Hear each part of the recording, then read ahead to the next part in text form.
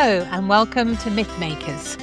Mythmakers is the podcast for fantasy fans and fantasy creatives brought to you by the Oxford Centre for Fantasy. My name is Julia Golding. And today we are returning to our series on The Lord of the Rings, reading our way through. I call this a sidecast because it's a bit separate from what I do when I'm talking to other authors, for example. Anyway, we have reached in the Two Towers, book 4, chapter 4 of Herbs and Stewed Rabbit.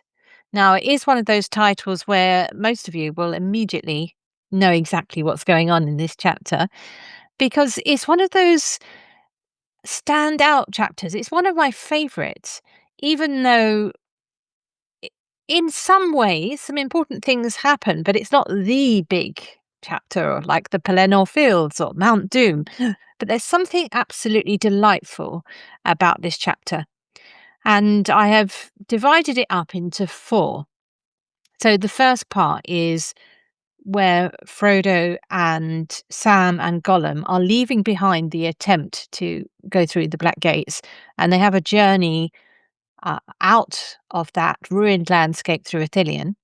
Then they stop for a while and they have a sort of time of refreshment and the aforesaid Herbs and Stewed Rabbit, their feast. Then they meet Faramir and the Men of Gondor. And then it ends with the skirmish and the arrival of the Oliphaunt, who already was mentioned in the previous chapter in that little song that Sam introduced. So the ground was laid then. It gets the payoff in this chapter. I would say the thing about this particular episode is it blends both a deeply poetic register that Tolkien has, but also it brings in his comic one. And you'll see that in the interactions between Sam and Gollum in particular. And thinking about what you may have been taught when you were doing Shakespeare plays, they had the idea of the comic relief. You have the high drama and then you have the comedy sections. That is the kind of thing that Tolkien is bringing in here, that whilst there is this high drama, we have this time of relief, a break from all of that, from the unrelenting awfulness of the Black Gates. So let's start with the decision to carry on the journey that twists away from the Black Gates to enter this land of Ithilien. And that journey twist is also a plot twist. Tolkien, in his letters, and we'll come to those a bit later, is, in this case, a writer who does like discovery writing. He doesn't know what's going to happen either. And you get the sense that he reached the gates. He was thinking he was approaching the end of the book. And in some way, his story instinct and his logic was saying, if they get through now and go straight to Mount Doom, it's been too easy. I can't do that. That doesn't make sense in this world. The Dark Lord will have defended himself better. There's got to be something else. So in a way, he's diverting himself whilst he works out what the rest of his plot is going to be. And as we set out on this road, it is Gollum who is now acting as the guide. And he is also the one who gives us a foretaste, literally a foretaste of what Ithilien is going to be like. And he talks about how it's a place of clean water. And he also talks about his appetite, how hungry and famished he is. As a sort of drug addict figure, which is what Gollum is in a way, he is full of these sort of desperate desires for things. Here, his desire is mainly for food. But we have been going through the brackish water of the dead marshes, and now we've got this image ahead of us is like an oasis, in a sense. We're going towards clean water. As they walk away, I just wanted to mention that they talk about the red eye that they feel is watching them. I don't think this is meant to be the eye, but it's an eye on top of the watchtower at the gates. And it feels like it's looking for them, searching for them. And I think the image here that is perhaps more relevant is the idea of how it was at the time of trying to go across something like I don't know, the Iron Curtain countries, that kind of thing, where you felt invigilated and you couldn't get through. No matter how many attempts and tries you make, it felt that you couldn't pass from one place to another. So it's that sense of Big Brother watching you. You're under the invigilation, though of course it links back to the Great Eye on top of Barad-dûr. There is some discussion here about distances and how far Gollum wants to go and how far the hobbits are able to manage. One thing I'll just point out here is the way that Tolkien's fantasy feels real is that he keeps grounding it in our physical capacities, what it really feels like to do a very, very long walk, a route march in their case. And it and the fact that they can only go so many leagues before they have to stop makes and that counting off of how far is exactly the kind of experience anyone who's done a long walk will know. You'll keep checking how many miles have we done, how many, and so that's why I think it adds to the feeling of verisimilitude. Now we get to the refreshment phase because the nightmare landscape of the Morannon, the Black Gates area, is fading and vegetation returns. And we're given this rather poignant sentence about how the hearts of the hobbits rose again a little, in spite of weariness. The air was fresh and fragrant, and it reminded them of the uplands of the North Farthing far away. The hobbits are always bringing things back to what is like and unlike the Shire. So here we have the North Farthing. There is a useful gloss if you're looking for it for the actual vegetation. You can look it up online, of course. The the companion to the Lord of the Rings tells you what everything is as well, and so does anyone who does gardening. They can tell you. Cornwall is dogwood. Now I've got dogwood in my garden. Dogwood is great in winter because its stems are usually red or yellow, a strong colour. Um, so they make good sort of structural plants. Ling is a word for heather. Broom, that's a kind of vegetation you'll see on moorlands, that kind of place. It's got thin green leaves with usually masses of yellow flowers and blossom. And the passage goes on to say, it seemed good to be reprieved, to walk in a land that had only been for a few years under the dominion of the Dark Lord, and was not yet fallen wholly into decay. Lots of qualifications in there. So yes, we are reprieved as well as the characters themselves, but it's clear that it's not yet fallen wholly. It seems as though the path for this place, unless they succeed in their quest, is it will fall wholly into decay. And I think I see in this Tolkien's hatred, dislike of the industrialization of areas that he knew, where he grew up, that had begun to fall into decay with the industrial damage that was happening, the suburbanization of Birmingham, for example.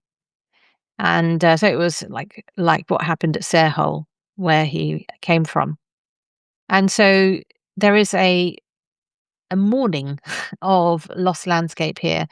But of course, his message is about hope of restoration, which is the biggest story here. So we've had Gollum's appetite sort of triggered as he thinks about Ithilien, and now it's Sam's turn. He is desperate for something hot out of the pot. He also gets hungry. Up to this point, they've been sort of just hanging on, and there is something about relaxing where he feels as though, yeah, I could eat something now. And what this sort of makes me think about when I'm writing is how not to always completely stress out your characters. You have to also let go, let them have these times as well, just in order to make it bearable to read them. I don't know if you've read a book where it's or watched a film where it always seems event after event after event, and you never take a breath, like a very intense. It feels like a very intense computer game. Tolkien's much cleverer here because he's giving us a rhythm of tension, then relaxing it. And back comes Sam's appetite. And where they're walking is through another of these ruins in the landscape of Middle-earth, which we've seen a number of times on this journey. And the ruins in the landscape gives us a sense of the length of time in this world and also the depth. He knows the cultures that have built these roads, how they've fallen into decay, and we keep meeting them again and again.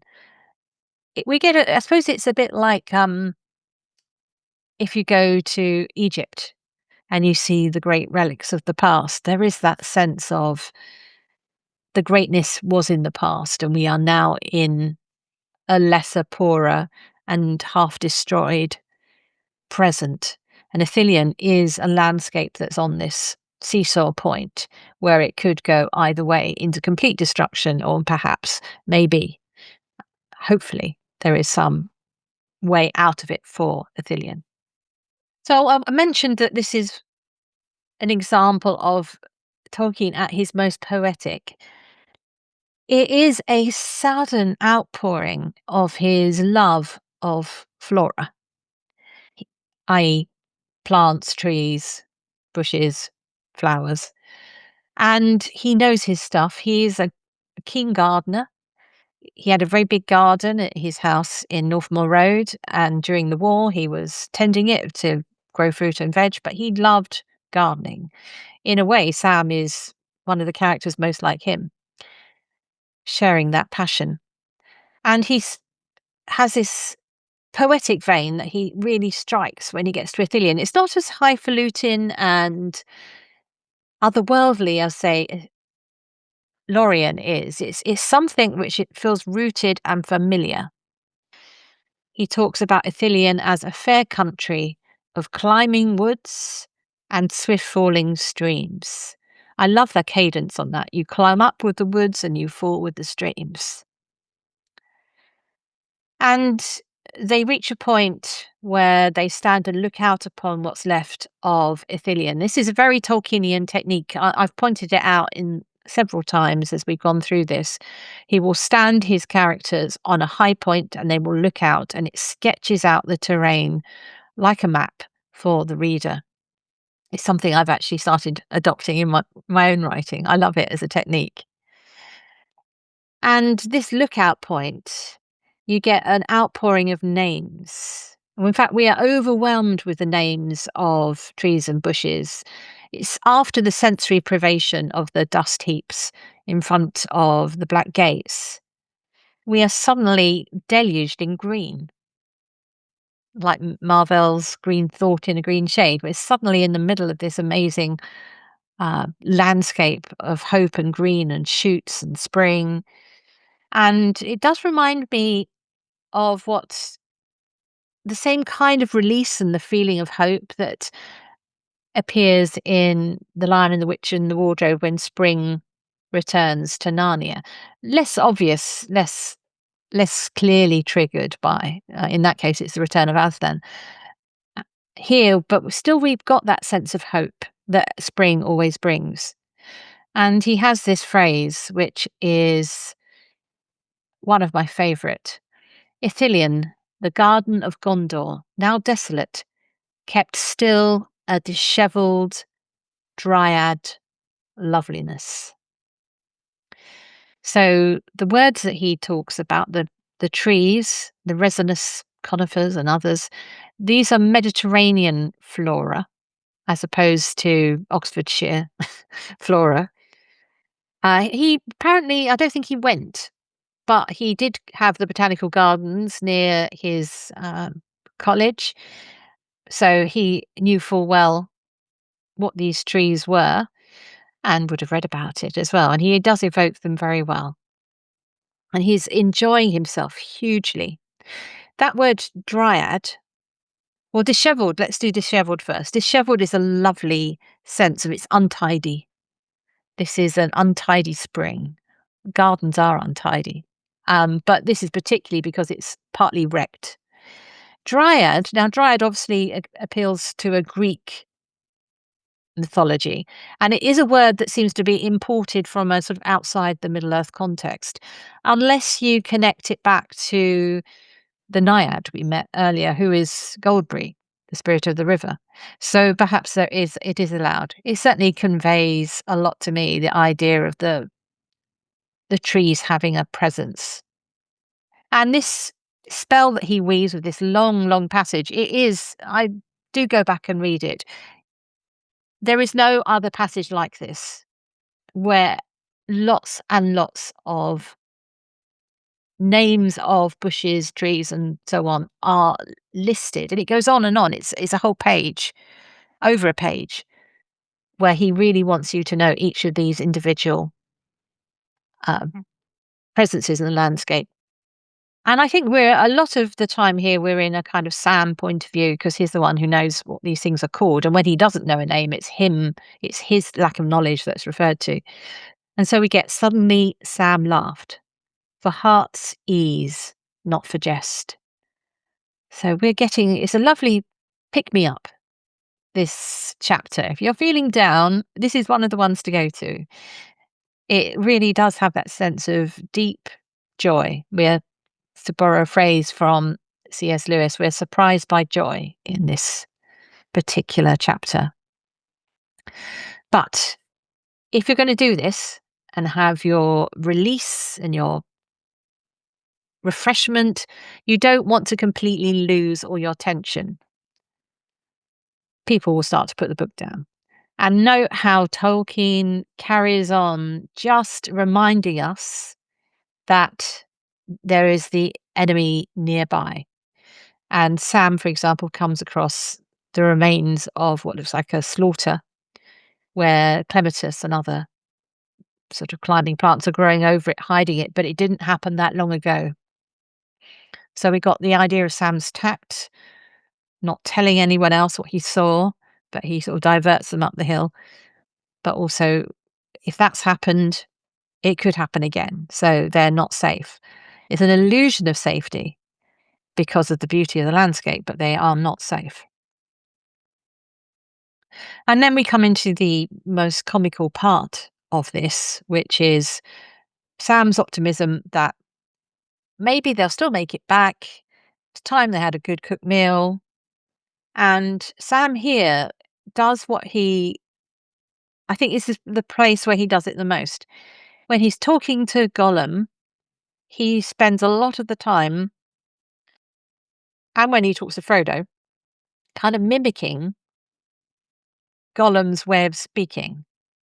He's picking up on the language, and his way of coping with this unwanted extra on the journey is to sort of have a kind of banter, but it's a banter with edge. So, for example, he says, I begs, rather than I beg. And he does it again later. Sort of, he's tuned in. I think that's what it is. He's tuned into Gollum's way of thinking, and he easily slips into it. So as Gollum goes off to do some hunting for them, we have this very poignant moment where Sam just looks at Frodo and sees his nobleness, and he makes Tolkien describes him having complex emotions there, but he has a simple way of summing it up. A declaration of, I love him. This isn't obviously Cupid love. This is comrade love, but with a spiritual element to it because of the nobility and the sacrifice that Frodo is showing. He is really a scapegoat, using that sort of biblical image. He's a scapegoat carrying the weight of the sins of the world, in the ring for everybody into Mordor. And one of the ways I understand Sam's relationship to him is that he's a bit like a disciple of the master. That kind of love, intensely loyal, brotherly love. So then we have the section where the conies, the rabbits, are cooked. Rabbits, by the way, possibly aren't native to the UK.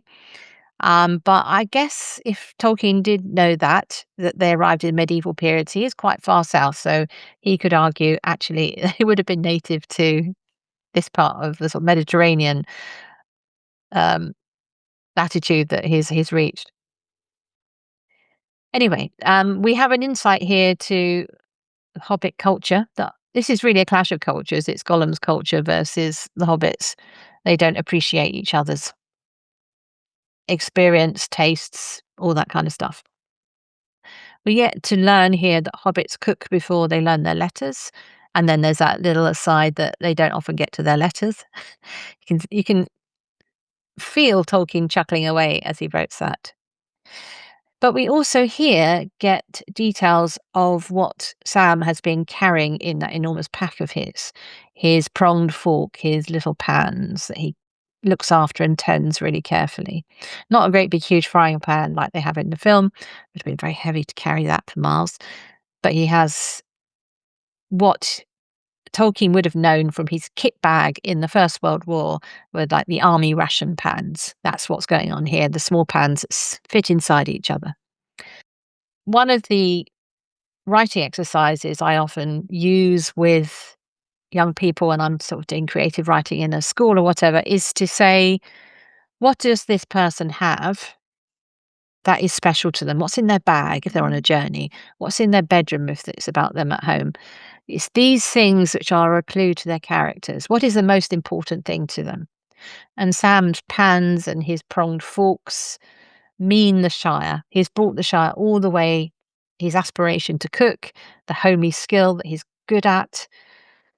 And we're in a very Sam is really enjoying himself in this section because he has finally got a chance to exercise his best his best skill. He knows what he's doing here and he's in command of himself and he's commanding Gollum too. The whole thing, he's trying to get Gollum to be his sous chef. Doesn't work out though. Obviously, Gollum is right to fear the danger of fire, as we will rapidly find out. But Sam is determined on this course, and he says, each to his own fashion. And frankly, Gollum goes off in a very amusing sulk. Some of these lines are lifted straight into the film, and they work very well in the film because they produce a laugh. I've just been at an orchestral performance of the three Lord of the Rings films where they play an orchestra and they've got the films playing. This entire scene, which is much shortened but got some key lines, reliably makes an audience laugh even if they've already seen it, you know, 10 times, 20 times before.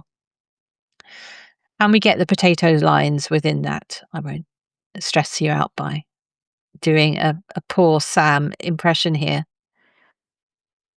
And Sam's offer to Gollum there's generosity in this chapter. So this is Gollum at his best in some sense, though he is leading them into a trap, so he's not that good. But Gollum provides the rabbits, and Sam reciprocates by saying, I will cook you fish and chips. There's a sense of a could have been moment. It could have gone in that direction. Tolkien talks about how there is a pivotal point. It happened, I think, in the last chapter, which where Gollum could have chosen another path and he doesn't. He's not irredeemable. He had a choice. And in a way, this is another moment where the surrounded by olive trees, there is an olive branch being extended, but it doesn't take because there is no meeting place for between them. Gollum doesn't want any cooked fish, thanks very much. And that means that Sam says, oh, you're hopeless. So they both sort of retreat back into their entrenched positions. So Frodo's been asleep during all of this, and we get a lovely moment where they get to eat the feast. In the film, it always annoys me they don't get to eat the feast. I think always, after all that cooking, gets thrown away. Anyway, that's for pacing issues. But it seemed a feast is the description here. Of course it does, because they've been living on hard tack, even if it is lembas, for days. Sam's description of Gollum here is interesting because he is the one who calls Gollum Stinker and Smeagol Slinker. And that is interesting because, in fact, Smeagol has turned into Slinker now. There is later on, there's the sneaking thing that comes up. But he is complicit now. The nicer side of Smeagol is complicit with the plot that the sort of tougher Gollum side has cooked up. So Sam is right. He's, he is a slinker. He is a sneak. Even if he did at one stage have more of a loyalty to Frodo, which has fizzled. And then poor old Sam. Sam, you forgot to put out the cooking fire. It turns out to be a eucatastrophe, and it's a happy accident because it means that they meet Faramir and his men, and they don't walk straight into the ambush that's about to happen. But we get this, we don't know that yet. We get the whistle, which we don't know who it is. It reminds me a bit of the bells on the road earlier on, right back in the Shire, where they don't know if it's going to be a Black Rider. Actually, not in the Shire, it's on the bridge on the way to Rivendell, sorry. They don't know who's going to come round the corner. The whistle seems not like the sound one of the sort of Sauron supporters would make. So perhaps we aren't expecting it to be some bad guys coming around the corner, but we have heard there are signs that the orcs are abroad in this woods, and we've had the attack on when the Fellowship broke up. So we know that orcs might appear at any moment. And then you get the irony that when the four men walk into the glade, that they refer to the hobbits as the conies, as the rabbits. They've been caught in the trap. There is mutual astonishment on both sides. I think this recalls, in the woodland setting, them carrying bows and arrows, dressed in the colours of the forest. It recalls the sort of ballads of Robin Hood and his men, and the way they fight is very similar to the sort of classical, medieval, not classical, the medieval ballads of Robin Hood and his men. So we're in our Robin Hood phase of this story. And we've switched away here, notice, moving from Sam, because whereas in the earlier bit with the cooking and the landscape, Sam had the privileged better knowledge. Frodo here is now relevant because it's him thinking that they remind him of Boromir. So he's the one who's on track. And the tension between the standoff with the hobbits standing back to back and the men surrounding them is similar in a way to the encounter that Aragorn, Legolas and Gimli have with the Riders of Rohan. It's a surprise. Which way is this going to go? And I thought it was worth quoting the letter here because Tolkien didn't know exactly which way this was going to go. We know this passage was written on the 6th of May, 1944, because Tolkien wrote to his son Christopher, "A new character has come on the scene. I am sure I did not invent him. I did not even want him, though I like him. And there he was. But there he came, walking into the woods of Ithilien. Faramir, the brother of Boromir." So we get here, because we know what the letters are going on about at this point, the author surprising himself, surprising us, and surprising his characters. So that sense of how is this going to unfold is both an element of tension in the story plot, but a tension for the writer. It's quite fun to reach these moments and think, where does the plot go? In fact, it's for me, I love those moments when I'm writing in if I'm writing a book like I am at the moment, which hasn't had a synopsis sent off to an editor or something beforehand, and I really don't know where it's going to go. It's this wonderful moment where you just walk out and think, what's going to happen? And this is what's happening here. Maybe that's why I like it so much, because I feel the freedom of the author here saying, what can I do with this character? Who is he? What's he going to be? How's he going to line up on my scale of good guys and bad guys, and the shades of grey in between? Frodo here doesn't deny that Gollum is with them, unlike the film version where the Frodo there lies. He asks for pity for the wretched gangrel creature that they have fallen in with on the journey.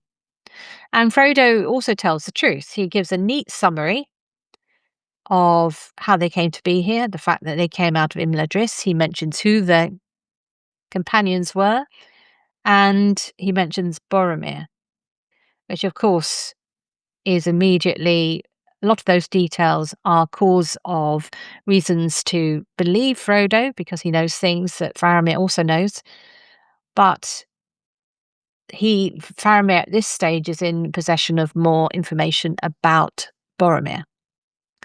So Faramir shows he is both decisive and cautious. He has this phrase which sounds like an old saw, a kind of an old saying: "Wise man trusts not to chance meeting on the road in this land." What's interesting here is it's that idea of by what people do, you shall know them. And Frodo here does what Merry and Pippin both instinctively do when put in not quite similar situations. He says, "If I could be of any help, we would help you fight at this point." I'm sure it's that bravery of the small person.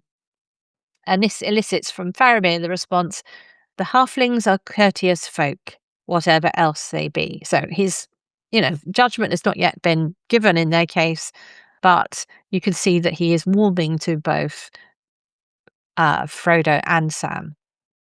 And now we enter the last section of this chapter, which is the skirmish. It's quite a short section, but it has an interesting preface, which is that Frodo and Sam are left under guard. They have two guards, Mablung and Damrod. And here we get Tolkien adding yet more world building because they lapse into their own language, which is similar to Elvish. And Frodo quickly finds out that they are the Dunedain of the south. We know that Aragorn is a ranger from the north. These are the rangers of Ithilien. And so we are connected to the north and south kingdom of the past. A very pleasant little detail, little Easter egg for those of us who have, dived into the lore. And in fact, these two tell us a lot about the history in this short section.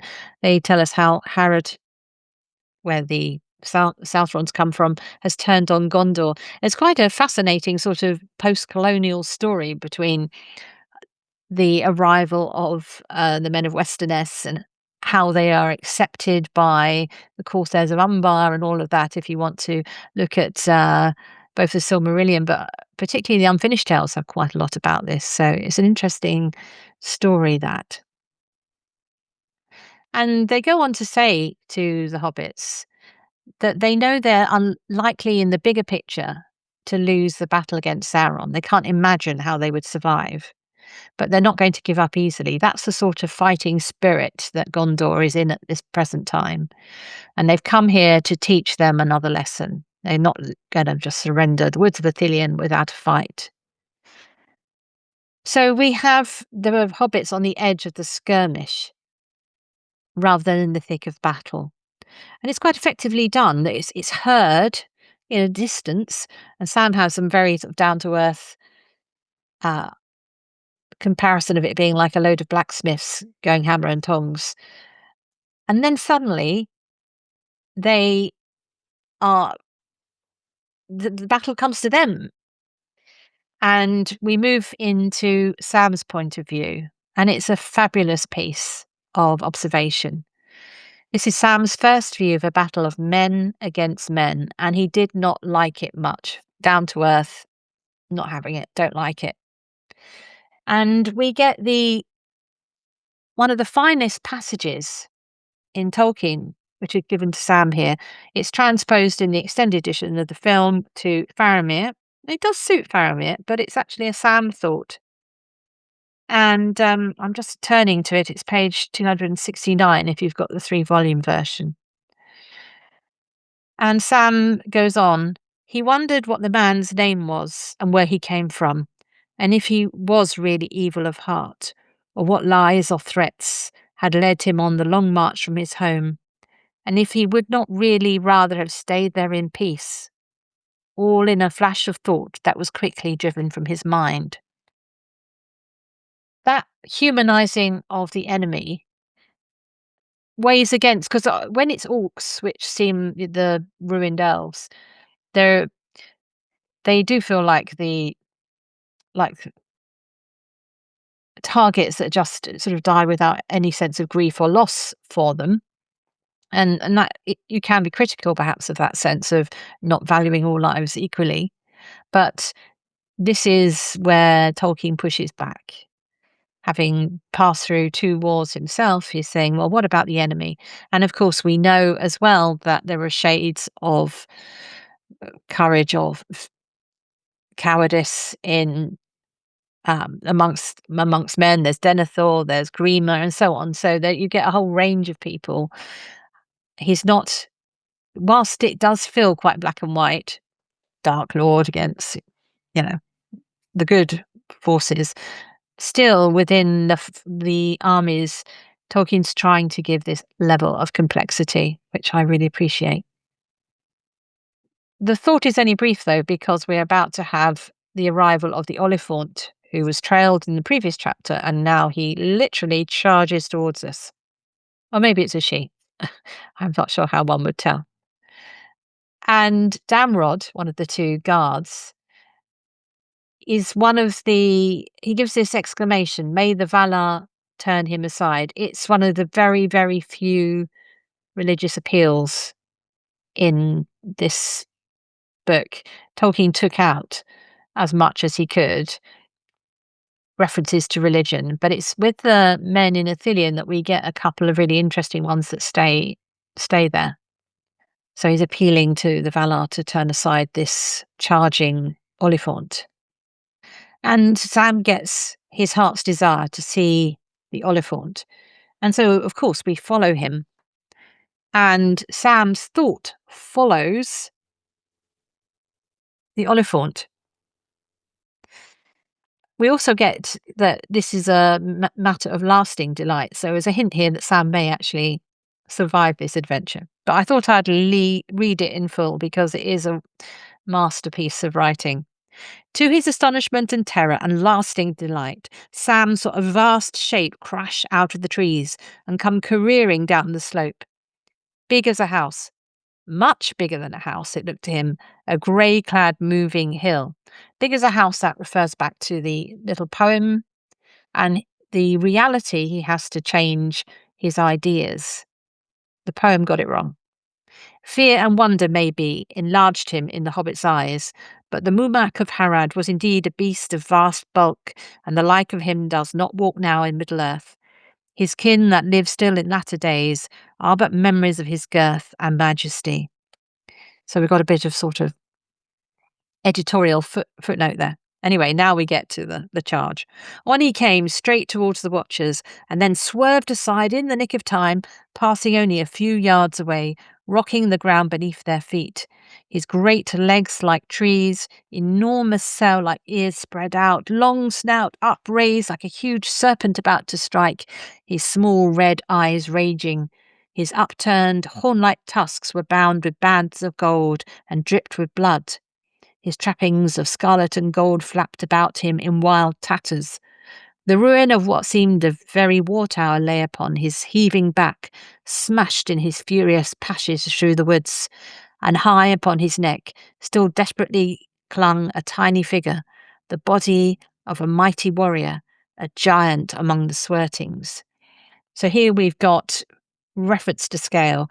This passage you'll see was picked up by what Peter Jackson did in the Pelennor Fields. You can see how the idea of the figure hanging off the ruined war tower, he thought, I'll use that to sort of visualize how the Oliphants might be cut down.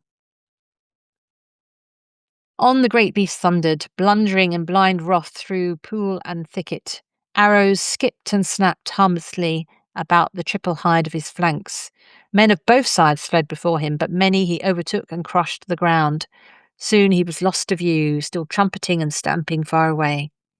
What became of him Sam never heard, whether he escaped to roam the wild for a time until he perished far from his home or was trapped in some deep pit, or whether he raged on until he plunged in the great river and was swallowed up. So there he goes, charging off, and it's Sam's imagination we're following, and that sense of we're not going to know the answer to all the questions in this story, which of course is great because it gives us a sense of the depth and the extent and the vistas of this world building. Very last tiny section here is once the Oliphant goes, Sam has the nonchalance to say, "Don't wake me up if you leave." Whether or not this is just bravado or he really does feel at ease with the men, at ease enough to fall asleep, and he also hasn't slept yet. Remember, he was cooking. But we end this chapter with him falling asleep. And so that's where we will pause. And we will come back in chapter 5 to The Window on the West, another of my favourite chapters where we really get to meet Faramir and learn just what kind of man he is when he walked out of that forest. Thank you very much for listening.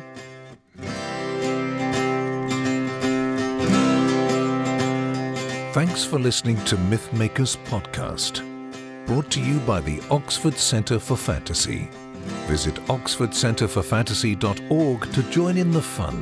Find out about our online courses, in-person stays in Oxford, plus visit our shop for great gifts. Tell a friend and subscribe wherever you find your favourite podcasts worldwide.